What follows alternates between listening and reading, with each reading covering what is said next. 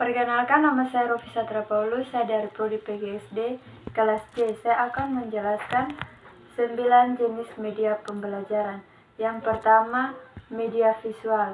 Jenis media pembelajaran visual adalah media yang hanya mengandalkan indera penglihatan. Jenis media pembelajaran visual menampilkan materialnya dengan menggunakan alat proyeksi atau proyektor. Pesan yang akan disampaikan dituangkan ke dalam bentuk-bentuk visual. Selain itu, fungsi media visual juga berfungsi untuk menarik perhatian, memperjelas sajian ide, menggambarkan fakta yang mungkin dapat mudah untuk dicerna dan diingat. Jika disajikan dalam bentuk visual, jenis media pembelajaran visual dibedakan menjadi dua, yaitu media visual diam dan media visual gerak. Yang kedua, media visual diam adalah media yang mengkomunikasikan fakta-fakta dan gagasan secara jelas dan kuat melalui perpaduan antara pengungkapan kata-kata dan gambar dalam bentuk cetak.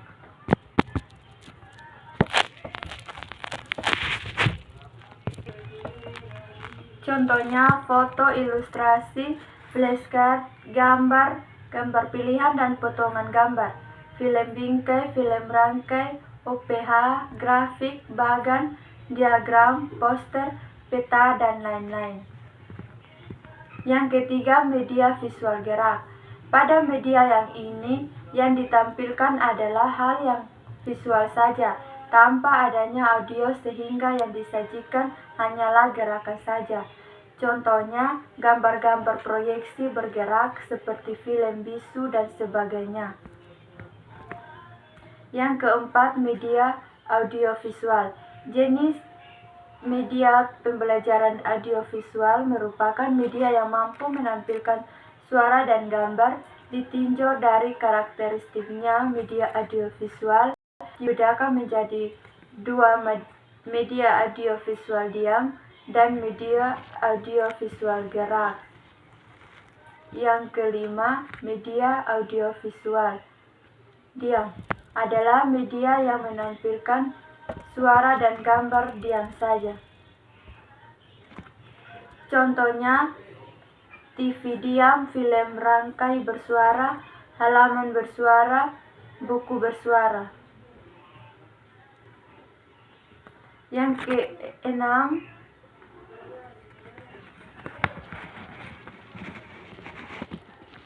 media audiovisual gerak. Media yang menampilkan unsur suara dan gambar yang bergerak. Contohnya film TV, film suara, gambar bersuara, dan lain-lain. Yang ketujuh, media serbaneka. Jenis media pembelajaran serbaneka merupakan suatu media yang disesuaikan dengan potensi di suatu daerah, di sekitar sekolah, atau di lokasi lain, atau di masyarakat yang dapat dimanfaatkan sebagai media pengajaran.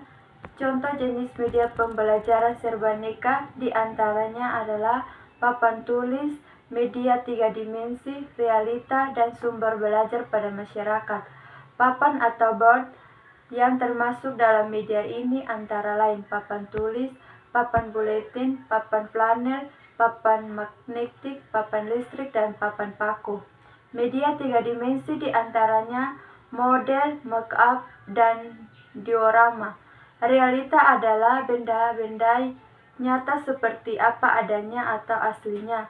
Contoh pemanfaatan realita misalnya guru membawa kelinci, burung, ikan, atau dengan mengajak siswanya langsung ke kebun sekolah atau peternakan sekolah. Sumber belajar pada masyarakat diantaranya dengan karya wisata dan berkemah. Yang kedelapan, gambar fotografi. Gambar fotografi diperoleh dari beberapa unsur, misalnya dari surat kabar, lukisan, kartun, ilustrasi.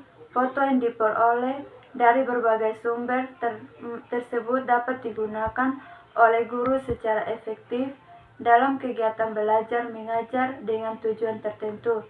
Terdapat lima macam Gambar fotografi yang harus diperhatikan antara lain, gambar fotografi itu harus cukup memadai, gambar-gambar harus memenuhi persyaratan artistik yang bermutu, gambar fotografi untuk tujuan pengajaran harus cukup besar dan jelas, validitas gambar yaitu apakah gambar itu benar atau tidak.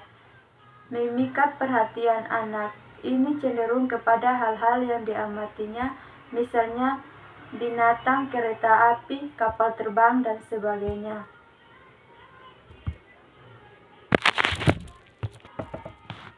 Yang kesembilan, peta dan globe.